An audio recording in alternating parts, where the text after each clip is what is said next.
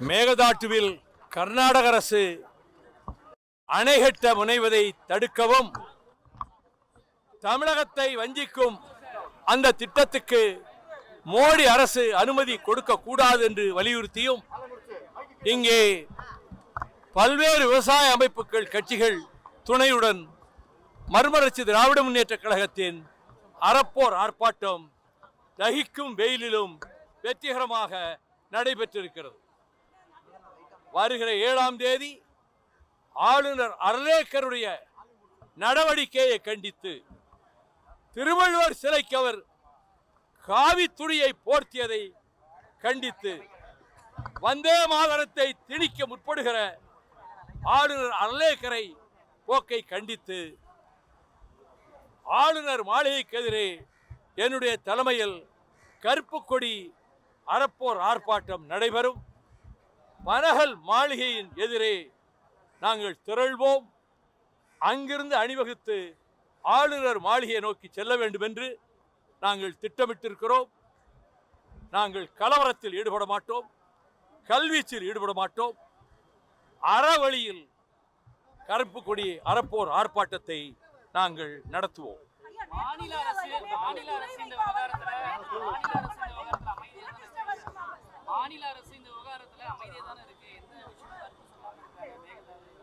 மேகதாது விஷயத்தில் பி.ஆர். பாண்டியன் சொன்னார், 3 முறை, ஒரு முறை விவசாய சங்கத்தினரை அழைத்து 3 முறை வழக்கறிஞர்களை அழைத்து முதலமைச்சர் ஆலோசனைகள் மேற்கொண்டு அடுத்தடுத்து என்ன நடவடிக்கைகளை மேற்கொள்ள வேண்டும் என்று அவர்களிடம் அறிவுறுத்தியதாக இந்த பிரச்சனையை தலையாய பிரச்சனையாக தொடக்க காலத்திலிருந்து முன்னின்று போராடி வருகிற காவிரி விவசாயிகள் சங்க தலைவர் தோழர் பி.ஆர். பாண்டியன் அவர்கள் இதற்குரிய விளக்கத்தை சற்று முன்புதான் முதலமைச்சர் நிலைப்பாட்டை பற்றி கூறினார்.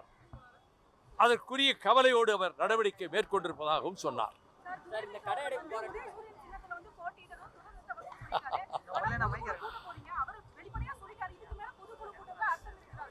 என்னம்மா நீங்களா ஒரு கற்பனை பண்ணிட்டு பொதுக்குழு கூட்டுற அர்த்தம் இருக்கா அர்த்தம் இல்லையான்னு நீங்க உங்க மனசுக்கு அர்த்தம் இல்லாமல் இருக்கலாம். இந்த பாவப்பட்ட ஜென்மங்கள் ஒரு கட்சி நடத்துறோம்ல, எங்களுக்கு அர்த்தம் இருக்கும்ல, உங்களுக்கு அர்த்தம் இல்லாமல் இருக்கலாம். நாங்கள் திராவிட முன்னேற்ற கழகத்தின் தலைமையிலான கூட்டணியில் உறுதியாக நின்று அனைத்து தொகுதிகளிலும் தங்கள் உடல் பொருள் ஆவியையும் தத்தம் செய்ய போராடி பணியாற்றிய போதும் 34 தொகுதிகளில் நான் திராவிட முன்னேற்ற கழக வேட்பாளர்களை ஆதரித்து ஒவ்வொரு இடத்திலும் 1 மணி நேரம் என்னுடைய உணர்ச்சிகளை கொட்டி திமுக கழகத்துக்கு ஆதரவாக பிரச்சாரம் செய்ததில் 24 தொகுதிகளிலே திமுக கழகம் ஜெயித்திருக்கிறது.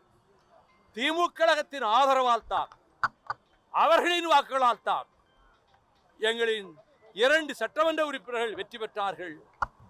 மற்ற 2 இடங்களில் வெற்றி வாய்ப்பை இழந்தார்கள் என்றாலும் எங்கள் பங்களிப்பும் எனது பங்களிப்பும் திராவிட முன்னேற்ற கழக வெற்றிக்கும் ஒரு சிறிய காரணமாக இருந்திருக்கிறது என்பதையும் இங்கே நான் தெரிவித்துக் கொள்கிறேன். ஆனால் மற்ற கட்சிகளுக்கெல்லாம் அதிக இடங்கள் கொடுக்கப்பட்டு, நான் கட்சிகளின் பெயர்களை சொல்லி நான் யார் மனதையும் புண்படுத்த விரும்பவில்லை. 10 இடம் பிளஸ் ராஜ்யசபா, ஒரு கட்சிக்கு 8 இடங்கள், ஒரு கட்சிக்கு 27 இடம் பிளஸ் ராஜ்யசபா, மற்ற 2 கட்சிகளுக்கு 5 இடங்கள். முஸ்லிம் லீக் ஒன்றுக்கு தான் 2 இடங்கள் கொடுத்தாங்க, எங்களுக்கு 4 இடங்கள். அது எங்கள் தோழர்கள் மனதில் ஒரு ஆதங்கத்தை ஏற்படுத்தியது என்று புதிய தலைமுறையில் கார்த்திகேயன் என்னை நேர்காணல் கண்டபோது இதே கருத்தை சொன்னேன். தமிழ்நாடு புறாவில் இருக்கக்கூடிய மறுமலர்ச்சி திமுக தோழர்கள் மனதில் நாம் தொகுதிகள் ஒதுக்கப்பட்ட விகிதம், அதிலும் அவர்கள் கட்சி சின்னத்தில் தான் போட்டியிட வேண்டும் என்ற நிர்பந்தம், ஒரு தொகுதியில் நாங்கள் விரும்புகிற சின்னத்தில் போட்டியிட்டுக் கொள்ளலாம் என்று தெரிவித்து அதற்கான ஏற்பாடுகள் எல்லாம் செய்யப்பட்ட நிலையில் 24 மணி நேரத்துக்குள், அது கடைசி நேரத்திலும் அங்கும் நாங்கள் தனி சின்னத்தில் போட்டியிடக்கூடாது, உதயசூரியனில் தான் போட்டியிட வேண்டும் என்ற நிர்பந்தத்தால் அதையும் நாங்கள் ஏற்றுக்கொள்ள வேண்டியதாயிற்று. அதனால நாங்க எங்க சின்னத்திலே நின்று இருந்தா இப்ப நான் சொன்ன கட்சிகள் எல்லாம் திமுக ஆதரவோடு ஓட்டு பெற்று ஜெயித்த காங்கிரஸ் கட்சி நன்றி கூட வந்து சொல்லாம பாவேகாவுக்கு ஆதரவு கொடுத்து அமைச்சரவையில் இடம்பெற்றுச்சு. அதை போல தேசிய முற்போக்கு திராவிட கழகம் 10 இடங்கள் பிளஸ் ராஜ்யசபா பெற்று ஒரு இடம்தான் ஜெயித்தது. அவர்கள் சின்னத்தில் தான் போட்டியிட்டார். அதை போலத்தான் மார்க்சிஸ்ட் கம்யூனிஸ்ட் கட்சியும் இந்திய கம்யூனிஸ்ட் கட்சியும் அவர்கள் சின்னத்தில் தான் போட்டியிட்டு 2 இடங்கள் தான் வென்றார்கள். எனவே எங்களுடைய மனதிலே இப்ப நம்ம தனி சின்னத்தில் நின்றிருக்கலாமோ என்ற எண்ணம் இருந்ததால் அந்த ஆதங்கத்தை அவர் வெளிப்படுத்தி இருக்கிறார். நாங்கள் அதை பெரிதாக நான் எங்கும் சொல்லிக் கொண்டதில்லை. இன்று நீங்கள் கேட்டதனால் அதை பற்றி சொன்னேன். எதுவாயினும் இது போன்ற தொண்டர்கள் மனதில் இருக்கக்கூடிய உணர்வுகள் நிர்வாகிகள் என்ன நினைக்கிறார்கள் என்பதெல்லாம் ஜூன் 27ஆம் தேதி நாங்கள் நடத்த இருக்கிற பொதுக்குழுவில் கருத்துக்கள் பரிமாறப்படும். இதுதான் என்னுடைய பதில்.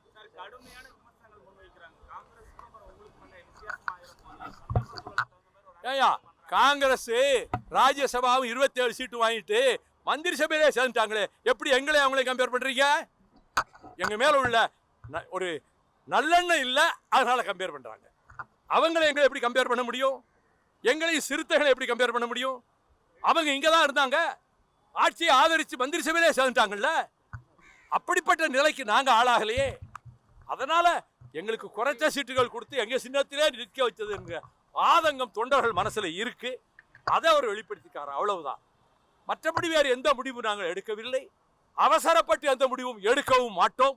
பொதுக்குழுவிலே ஆற அமர எல்லோருடைய கருத்துக்களும் பரிமாறப்பட்டு அதற்கு பிறகுதான் எதிர்காலம் தேர்தல் வரும்போதுதான் தேர்தல் கூட்டணி பற்றி பேசுவோம். எதிர்கால திட்டங்கள், செயல் திட்டங்கள் அவை பொதுக்குழுவிலே தீர்மானிக்கப்படும்.